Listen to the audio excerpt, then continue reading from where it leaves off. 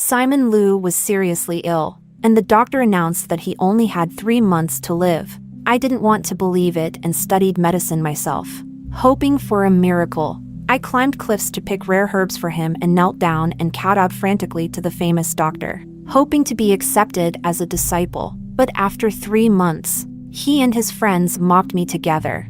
As expected, a fool who couldn't see through such poor acting. So, I broke up with him. A few days after the breakup, he was truly diagnosed with a terminal illness. He lay in bed day and night, refusing to eat or drink, only hoping to see me one last time. Chapter 1. I journeyed non-stop from a plateau 5,000 meters above sea level, hoping to get back as soon as possible and use these precious herbs to cure Simon's stubborn illness. Without a moment's rest, I took a plane and then a train, staying up all night, and finally arrived home at 3 in the morning the next day. But the house was brightly lit, with no sign of anyone wanting to sleep. My heart tightened. Simon's old illness must have relapsed, and he couldn't sleep again. This time, even sleeping pills probably wouldn't work, and he could only endure until dawn. Whenever he couldn't sleep, he was in the most pain, with every nerve in his body tense. I ran to the hospital to get some painkillers for him through the emergency channel. Because of his illness, I had become fluent in administering painkillers and alleviating his pain. He can hold on for at most 3 months if there's anything unfinished. Hurry up and do it. The doctor's incessant words echoed in my mind. My eyes stung, and tears welled up. I clutched the straps of my backpack. Fortunately, it contained the herbs I had picked from the cliffs. He must get better soon. There are so many things I still want to do with him. We haven't raised kittens and puppies together, haven't traveled together, haven't gotten married. But opening the door, I was greeted by scattered takeout boxes and a sofa full of people, making it look more like a bar. This house had excellent soundproofing. I chose it because I was worried that Simon, often coughing due to his poor health, would disturb the neighbors. But now he was throwing a party at home. Indeed, it's fun to fool a fool. I've been acting for so long, and she didn't notice. If you get a chance, you should try it too. It's quite unique, Simon said unabashedly, treating me like a toy. If I hadn't come back early today, I wouldn't have known how long he planned to deceive me. How does she taste? Simon is the real player. Simon is invincible. My vision went black, and my legs felt weak. I didn't curse, cry, or throw a tantrum at him. I gently closed the door. Before he said those words, I was still defending him, thinking he just wanted to relax after being too stifled. After all, when I was at home before, he was careful even with his coughing, afraid to bother me. Now, finally having a chance. Of course, he wanted to let loose, but I never thought his illness was fake. Just to make a fool of me, the herbs in my backpack, the scars on my thighs, all seemed like a joke. I truly believed Simon was different from others, that he genuinely liked me. But now it seems he was no different, enjoying making fun of me, enjoying watching me as a joke. These were things I didn't know. As a child, others thought I was slow and called me a fool, and no one wanted to play with me. Only Simon patiently played with me. I followed him year after year, letting him see my feelings. He had many admirers, always more than just me. Until one day he got seriously ill. Everyone else left him, but I held onto his hand just like he did for me when we were kids. I often felt fortunate, believing it was fate. A perfectly healthy person suddenly fell ill and just happened to accept my confession. Chapter 2. If possible, I would rather spend my life alone in exchange for his safety, even if we are two parallel lines that never intersect. The reason he suddenly fell ill and accepted my confession was because he orchestrated it all himself. There are no such coincidences. It was all deliberate. Someone was the first to speak. Sister-in-law, sister-in-law. Simon's previously relaxed posture instantly became upright, and everything he had done vanished in an instant. The others, seeing the situation clearly, quickly made their escape. After they left, I put down my backpack and decisively broke up with him. He didn't even try to argue, just said one word, okay. I was puzzled. Simon is a top young master in City A. How could a mere ailment be incurable? But now I know. It's not that he didn't want to treat it. He wasn't even sick. The room fell into a deathly silence. Simon was the first to speak. What happened to you? Why are you bleeding? His voice trembled slightly. His brows knitted in anxiety. I calmly looked at my feet. The wound probably reopened, but it's just some blood. It's not deadly. Yet Simon looked extremely worried. It's none of your business. Before I could finish, he scooped me up and rushed me to the hospital. The flesh on the left side of my thigh was mangled, wrapped tightly with gauze, but there were still some small stones and gravel that hadn't been cleaned out, making the whole thigh hard to look at. Miss, your wound has started to fester and swell due to the weather. We need to disinfect it now. It might hurt a bit. Please bear with it. Simon's eyes reddened as he questioned what had happened. Didn't he know best? Wasn't he the one who was sick? But I wanted to bring him back to life. The last thing I wanted was to see him die. My mother left me. My father also left me to live alone in this world. Finally, I found someone I loved, and now he wanted to leave me too. So I saw online that there was a rare herb growing on a cliffside, and it was said that if you could pick it and use it as medicine, any difficult illness could be cured. Even though the credibility of this rumor was low, I wanted to try as long as there was a chance. What if it worked? The highlands had thin air, rarely visited by people, muddy roads, and unpredictable weather. One wrong step could cost your life. Wasn't this wound the best proof of my love for him? Since childhood, others have mocked me as a fool. So is loving Simon wholeheartedly my innate talent? That herb was delicate and only grew in crevices. It took all my strength to pull it out, but the sudden exertion caused me to fall backward uncontrollably. My thigh was scraped along the rocks, rolling back and forth several times before stopping. My left thigh took the most impact and was the most severely injured. Fortunately, the heavens spared my life, letting me survive. I didn't have time to think too much. I just did a simple bandage and rushed back. Compared to my life, Simon was more important. It's because of him that I am who I am today. If it weren't for him holding my hand resolutely back then, how could I have survived until now? So I must persevere. I must rush back home, to our home. What if he's afraid of the dark alone at home? What if he's too lonely alone? What if he can't sleep alone? What then? I gritted my teeth, enduring this pain. It was truly painful. The moment the alcohol was sprayed, it felt like 1,000 arrows piercing my chest. Worse than death. The pain turned my face pale, drenched me in sweat. Chapter 3. Simon shouted at the nurse. Go call your doctor to administer anesthesia. Do you want people to suffer? His tone was contemptuous and arrogant. This is my own choice. What does it have to do with you? Mr. Liu, who are you to me? He was silent. After all, we had just broken up. I am your friend. Friend? But I don't acknowledge him as a friend. Sorry. I don't have such a cold-blooded friend. After the procedure, an hour had passed, and I was in so much pain that I nearly fainted. To prevent further necrosis of the thigh tissue, the hospital strongly recommended that I be hospitalized. Simon busily handled the admission procedures for me. Honestly, if he were my boyfriend at that moment, I would have been moved to tears, and silently swore in my heart that I would marry no one but him in the future. Leave. I don't want to see you, and don't feel guilty. It was my own foolishness to love you. It has nothing to do with you. Simon really put down what he was holding and walked out of the ward. He was still the same as before, doing whatever I told him to do. He coldly and unfeelingly walked out of the ward without looking back. I stumbled after him, leaning against the door. Watching him leave, I silently prayed in my heart, hoping he would come back and give me a good explanation. As long as he spoke,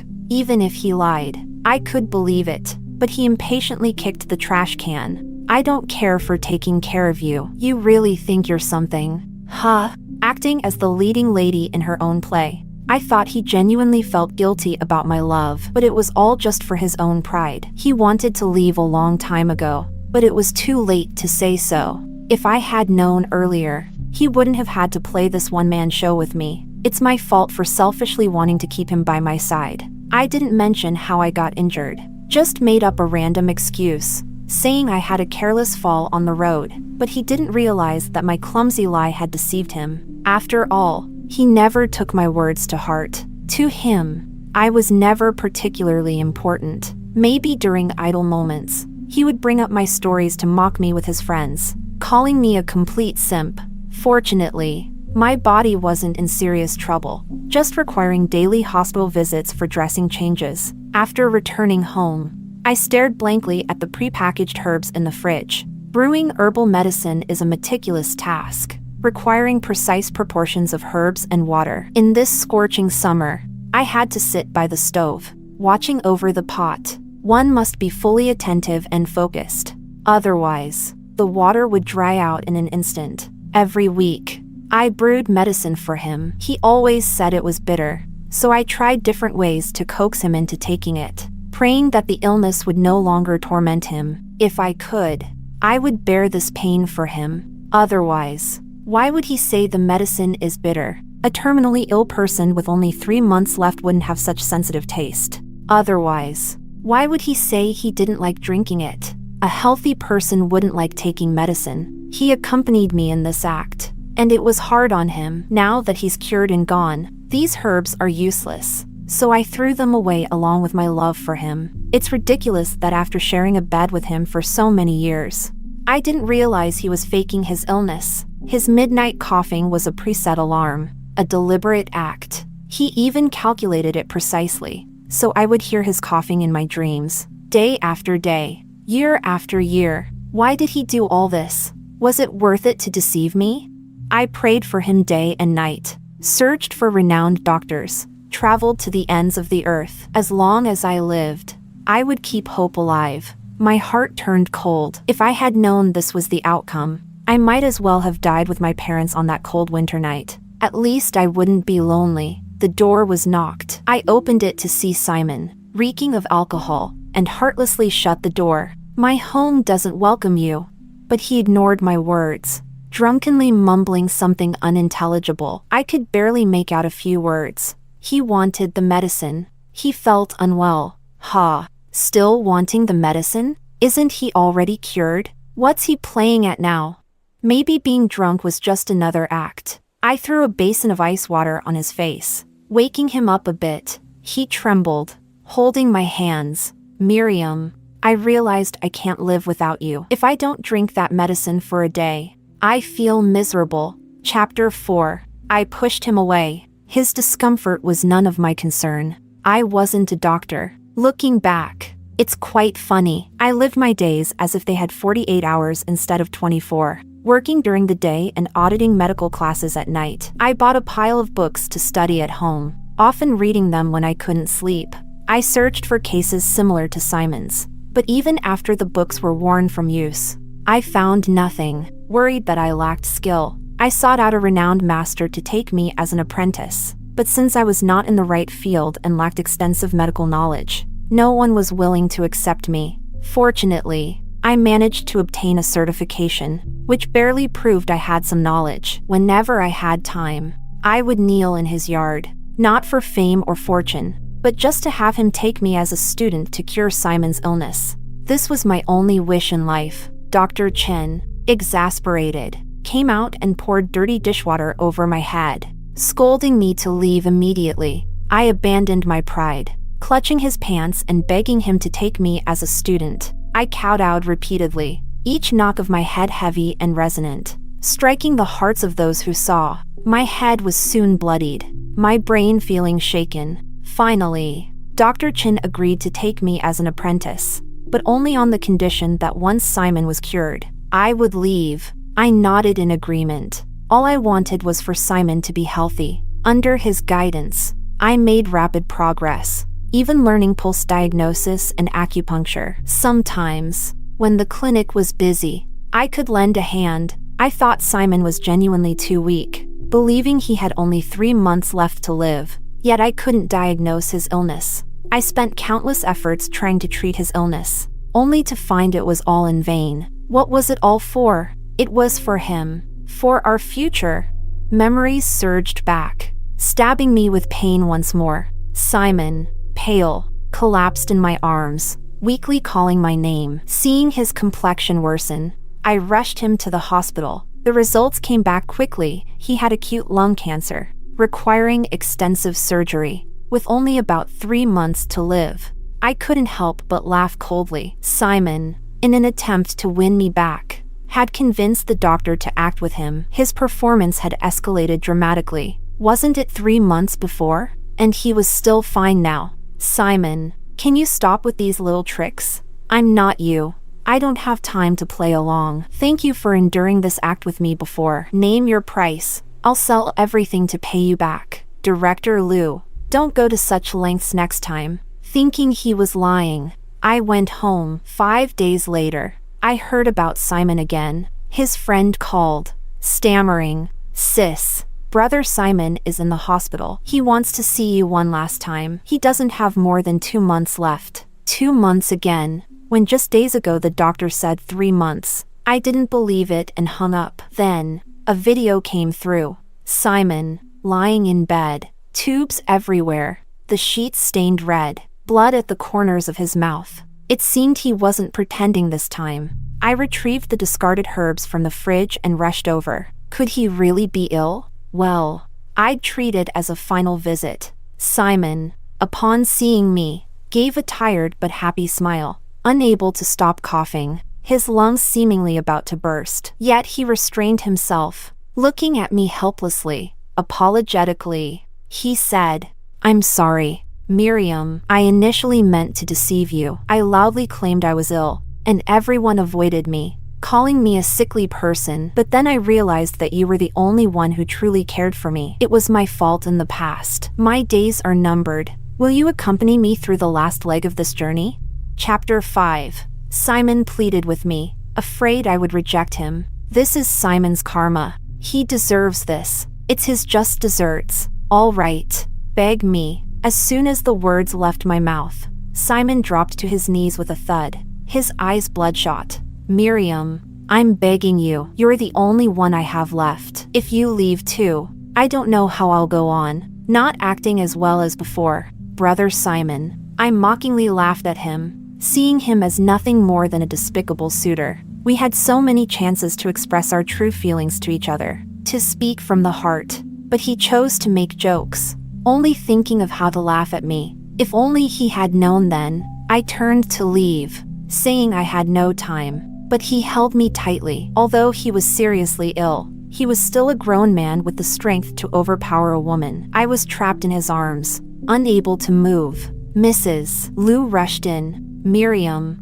I heard about you and my son. Don't worry. I will support you too. You just need to choose an auspicious day and hold the wedding. During this time, I need to trouble you to stay with my son. As a mother, I don't have many big wishes. I just wanted to see him live a smooth and peaceful life. But life is unpredictable, and I didn't expect things to come to this point. His greatest wish now is to marry you in his final days." She spoke with a tearful concern. I hadn't even agreed yet, and they had already put me in a difficult position. Simon spoke to me earnestly. "Miriam, please believe me this time, okay? I will show you my true heart. I won't be like I was before. I was immature then, but I've changed. I will treat you well. Right now." Simon only disgusted me. To get me, he came up with this plan. He knew I was soft-hearted, unable to refuse people, and he used that against me. He didn't realize that his heartfelt appearance was just like when he deceived me. Even if he truly loved me,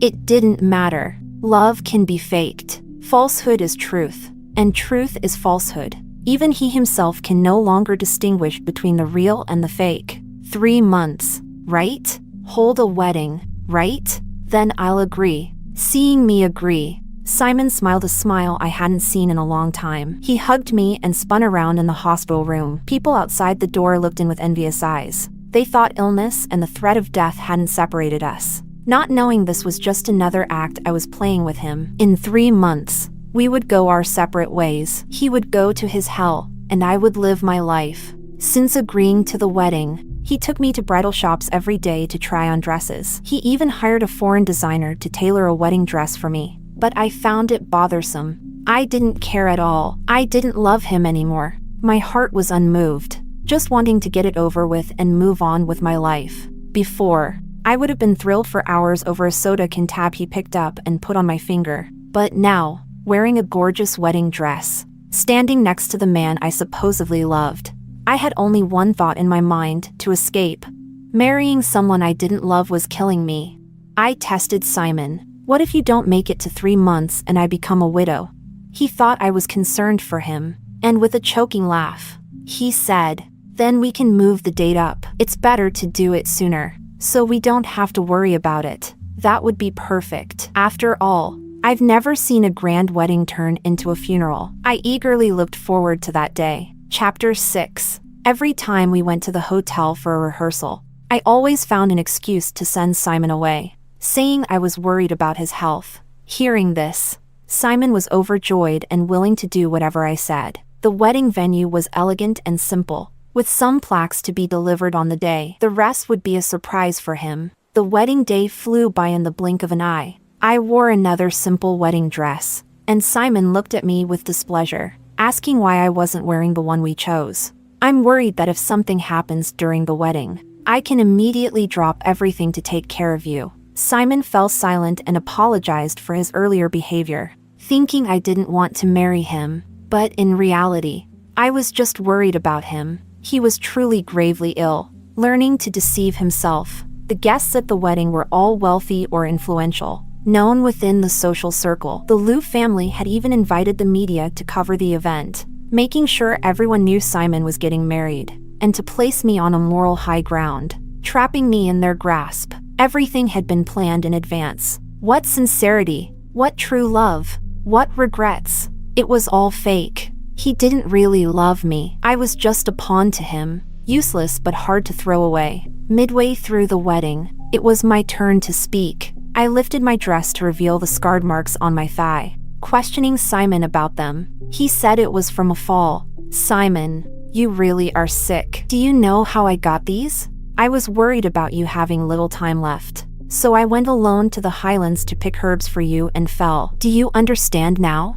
Why are there stones and gravel? Was it really just a simple fall? I thought I could use these herbs to cure your illness, but you were pretending. How can I treat something fake? When Simon was healthy, he loved hiking, exploring remote highlands. He knew how difficult those paths were and how unlikely it was for a girl to survive. I thought the hardest path was the one to the highlands, but in reality, the hardest path was the one of true love. People imagine this path full of flowers, but it's one full of scars that don't stop hurting. You asked why I suddenly cut my bangs. I told you it was because I wanted a change of style. I lifted my bangs, showing the stitched scars on my forehead. This is from my arrogance, thinking I could be a goddess of love, begging others to accept me as a student to cure you. Stitch after stitch. I really thought I was a fool who fell for your lies time and time again, yet was still willing to believe you unconditionally. Yes, now I'm finally willing to admit that I'm a fool. Before, when others called me a fool, I tried to explain, but now I see I truly am a complete fool. I've never felt such hatred. The overwhelming emotions were engulfing me. I hated the injustice of the world, hated that Simon was never sincere, hated my own weakness and helplessness, and more so, hated watching all this and being unable to do anything. I took off the wedding dress, revealing my casual sportswear. I clapped my hands, and the once festive wedding decorations transformed into a funeral setup. Everyone in the hotel was stunned. Simon looked at me in disbelief. What are you doing? Today is our wedding day. Can't we talk about this at home? I know I was wrong before, but I'll change. Please believe me, okay? Chapter 7. Simon begged humbly, but it was too late. Too late. The plaques and wreaths were brought in, and the cheerful music switched to a somber melody. Mrs. Liu spoke coldly, gritting her teeth, with fire in her eyes. What's wrong with my son? He barely has any time left and still wants to marry you. You are a wicked person with a heart of a viper. He's not even getting treatment just to marry you first. Simon stood between us. Mom, this is all my fault. Don't blame her. I looked at him with a bright smile. Do you like the surprise I prepared for you? Early death or late death? In the end, you die. I prepared this grandly for you. Even the wreaths were ordered by me so you can rest in peace. Acting with you was quite exhausting, but now I understand why you had such a hard time keeping it together. It must have been tough for you, acting with me year after year." Tears flowed uncontrollably like a river breaking its banks. Simon crouched down in pain, holding his head, and gave me a bitter smile. "As long as you're happy, it doesn't matter. I was going to die sooner or later. Seeing you prepare all this with your own hands also makes me happy, doesn't it?" I had no words for Simon anymore. I liked the brave Simon of before, the one who didn't fear others' opinions. When he started lying to me, taking the first step to deceive me, I no longer loved him. He was truly crazy. I quickly packed my toiletries and clothes and left for another city to clear my mind. Too many things had happened recently. I needed to relax. That night, I saw in the long quiet neighborhood group chat that Simon was at my door, pressing the doorbell, saying he would stop when I opened the door. It was midnight, and although the apartment was well soundproofed, the sensor lights would turn on every time the doorbell rang, disturbing the neighbors. Someone in the group recognized him as my boyfriend. They began discussing, saying I was probably working late to earn money for Simon's treatment, and even strangers knew I was working for him at such hours. Only Simon didn't know. Only he was in the dark. If he had only paid a little more attention to me, if he had cared a little more, he would have known I loved him more than myself. I could go without food or drink, but he had to have the best. I wrote in the group that he wasn't my boyfriend and asked security to remove the intruder. A kind woman tried to mediate, saying couples always argue, and it was normal to have disagreements. But a broken mirror cannot be repaired, and I knew we had no future. Simon called me, saying he wanted my forgiveness. Forgive him? What for? My sincerity had already been betrayed. Finally, security warned him, and he stopped ringing the doorbell, but he didn't give up, sitting outside my door, saying he would wait until I returned and opened the door. After enjoying myself, I returned home. I didn't know if it was because he hadn't eaten or drunk anything, or if his illness had worsened, but he was extremely thin, just skin and bones. Seeing me, he stumbled towards me. I turned, and he accidentally fell to the ground, bleeding profusely. Chapter 8. Stop pretending to be dead. No one feels sorry for you. Don't die at my doorstep. It's unlucky and will lower the property value of the entire neighborhood. If you want to die, do it quietly somewhere else. Don't be an eyesore. I chastised him incessantly. A kind neighbor called an ambulance and had him sent to the hospital. Mrs. Liu's voice came from outside. She was humbly begging me to see Simon one last time. It was strange. He had told me before that he didn't get along with his family. Yet here was Mrs. Liu, dressed in luxurious clothes, earnestly pleading for me to visit him in the hospital. She even stood up for her son at the wedding. Indeed, old habits die hard. Not a word from Simon's mouth was true. I know you hate him, but people make mistakes. He's about to die. If you hate him, go and curse him to his face. Vent your anger, okay? What a mother and son pair. Even their words were identical. Since he was about to die, there was no harm in seeing him. Simon had already received a critical condition notice. While I was away clearing my mind, he had stopped his medication against the doctor's advice, causing his condition to worsen rapidly. His body, which could have held on a little longer, was self-destructed by his actions. Serves him right. Simon clung to my hand, unwilling to let go. You hate me, right? I'm about to die and won't have another chance to hold your hand. Let me hold it a little longer. I owe you an apology. I hurt you and broke your heart. When I die, you can do whatever you want with my body. Scatter my ashes to fertilize flowers or feed fish. I don't care, as long as you're happy. He choked out, tears streaming from his eyes. I find it disgusting. I spat through clenched teeth. He paused, still holding my hand. All right, after I die, I'll stay far away from you, letting you be clean and pure. As he finished speaking, the lines on the monitor turned into a straight line, and the medical staff frantically tried to revive him. But it was all in vain. Liu's mother, standing aside, made a victory gesture, calling the board to transfer all of Simon's shares to her name. In that moment, I realized their estranged relationship was real. No wonder they smiled as Simon lay dying. Mrs. Liu had begged me because they had already made a deal in secret, and I was a crucial part of their transaction. Even though we had broken up, even though I had decided to let go, my heart still ached faintly, and tears rolled down my face like beads from a broken necklace. Though my gaze remained as sharp as a knife, I grabbed his blood-stained collar, angrily and desperately yelling, "Didn't you say you were sorry? Then get up and apologize to me. Don't you dare fall asleep. If you don't say 1,000, 10,000 sorries, I'll never forgive you. I'll throw you into the sea to feed the fish and dump your ashes in the toilet."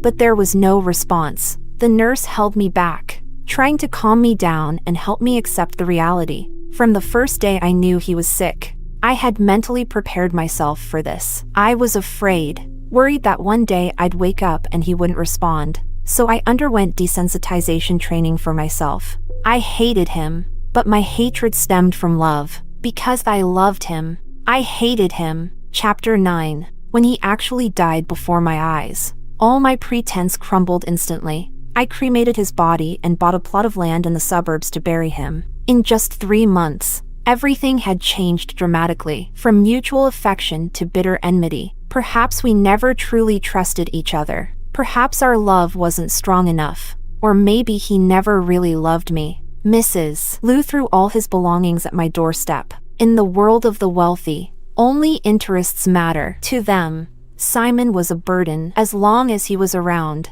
the company's performance would suffer. No one wanted to follow a sickly person to manage the company. Yet, this person was so deeply in love that he was willing to give up his shares just to marry me. But the wedding turned into a funeral, and he got nothing in the end. He was unwilling but had no choice but to accept this reality. The one he loved no longer loved him. Her heart long shattered and dead. It was all his own doing. His karma. Do I regret it?